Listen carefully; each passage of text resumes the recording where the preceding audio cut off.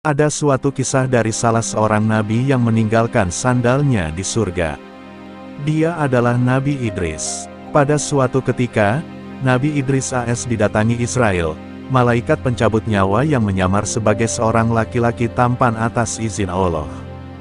Kedatangan Israel kala itu bukan untuk mencabut nyawa Nabi Idris, melainkan sekadar bertamu karena kekagumannya terhadap Nabi Idris yang ahli ibadah dan selalu berzikir di tengah kesibukannya. Hingga pada akhirnya, Nabi Idris menanyakan siapa sebenarnya tamu yang mengunjunginya itu dan Israel pun mengakui siapa dirinya dan menyampaikan maksud kedatangannya. Nabi Idris kemudian meminta kepada Israel agar dirinya dapat merasakan kematian. Atas izin Allah, Israel kemudian mencabut nyawa Nabi Idris. Setelah itu, ia dihidupkan kembali oleh Allah. Israel pun bertanya kepada Nabi Idris bagaimana rasanya ketika nyawanya dicabut. Rasanya sangat menyakitkan, jawab Nabi Idris. Padahal Israel sudah selembut mungkin dalam mencabut nyawa agar Nabi Idris tidak merasakan sakit.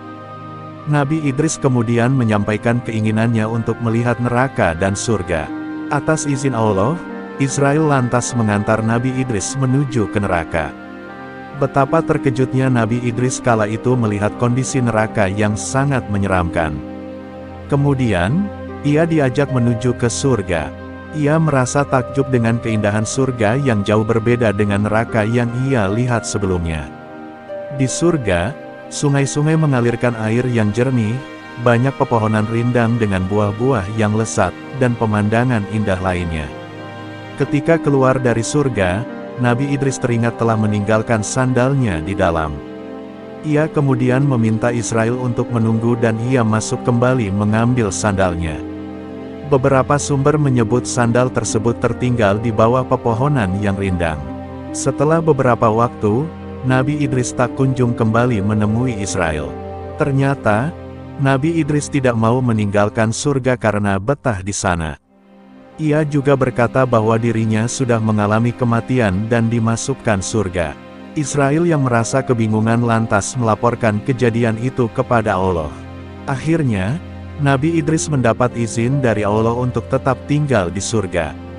Imam Ibnu Katsir dalam Qasas Al-Anbiya, Kisah Para Nabi, mengatakan bahwa Allah telah memuji Nabi Idris dan menyebutnya sebagai nabi dan orang yang sangat menyukai kebenaran.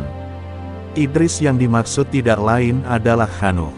Beliau satu garis nasabnya dengan Rasulullah sebagaimana dikatakan oleh para ulama ahli hisab, kata Ibnu Katsir. Nabi Idris adalah anak Adam yang pertama kali diberi risalah kenabian setelah Nabi Adam dan Syits. Ibnu Ishaq mengatakan bahwa Idris adalah orang pertama yang menulis dengan pena dan pernah hidup bersama ayahnya selama 380 tahun. Disebutkan dalam hadits Muawiyah bin Al-Hakam As-Sulami saat Rasulullah ditanya tentang penulisan dengan kerikil. Beliau menjawab, Idris adalah nabi yang menulis dengannya. Siapa yang mengikuti jejak tulisannya maka demikian itulah tulisannya. Hadis riwayat Ahmad, Nabi Idris adalah nabi yang memiliki martabat tinggi.